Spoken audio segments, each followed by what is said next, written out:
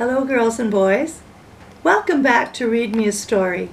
I'm Pat Kozyra, and the book that I'm holding here is one that I wrote, so I'm the author. It's called Tips and Tidbits for Parents and Teachers. So this is for your mummies and daddies to read. And it tells them all about my 50 years in the classroom. And it will help them to help you. Now this book, along with the one I'm going to read you today, Mommy and Daddy can buy it from AmazonBooks.com.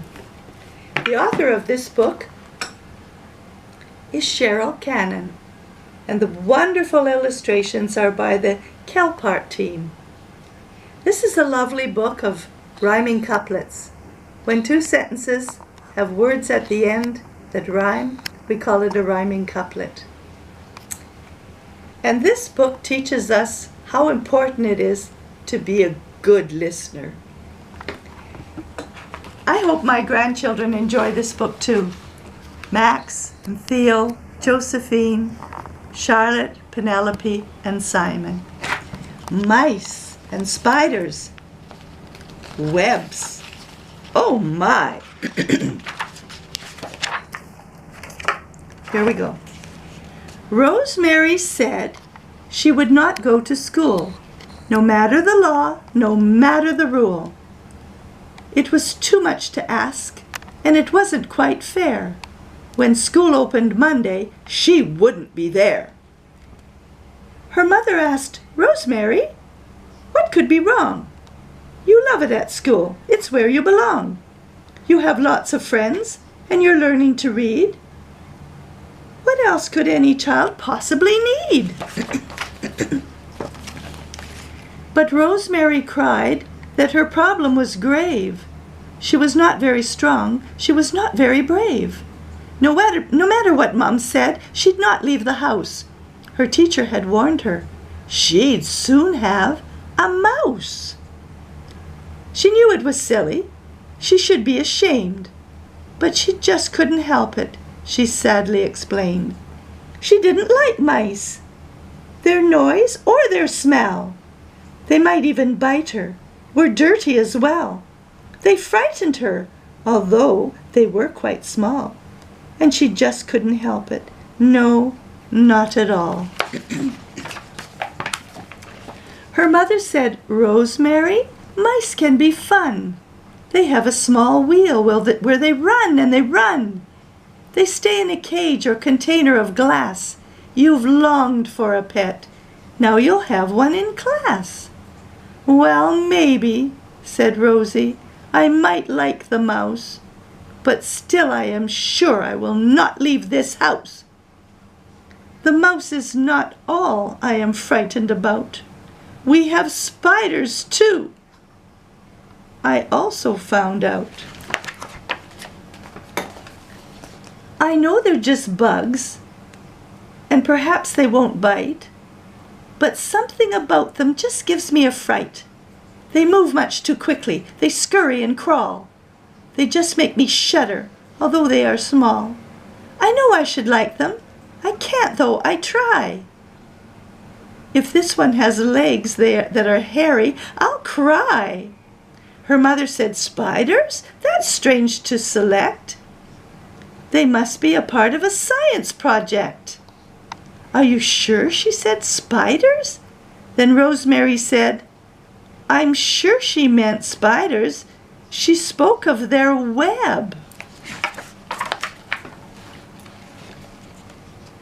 "And the worst thing," she added, "it's really not fair, 'cause only the girls will have to be there." "Are you sure?" asked her mother. "That doesn't seem wise." She said, "Female," said Rosie. "That means no guys." Her mother said, "This really doesn't seem right. There must be a reason for such a big slight. Your teacher has always been fair to you all. You're treated alike, the big and the small, the boys and the girls, the dark and the fair. I'll take you to school and meet Miss Eddie there. I'll talk to her. Tell her what you've told me here, and ask her to help you to cope with your fear." So, Rosie and Mum left the home Monday morning to go see Miss Eddy about Friday's warning. Miss Eddy stood smiling in front of her door, and Rosemary's mum told her what she'd come for. She told her of Rosemary's fear of the mouse, how she was determined to not leave her house. She told her that spider webs frightened Rosemary. Both spiders and mice she found awfully scary. Miss Eddy just stared. Then she started to laugh. "I think you misheard what I said," to the class. "I told all the children that starting next week we'd have a surprise, some machines that can speak. I thought they'd be happy to know in advance that we had been given a wonderful chance to get some computers. They've got RAM and ROM. Come, let me show you. This switch turns it on." The speakers use sound bites so we can hear. With spoken directions, our answers are clear.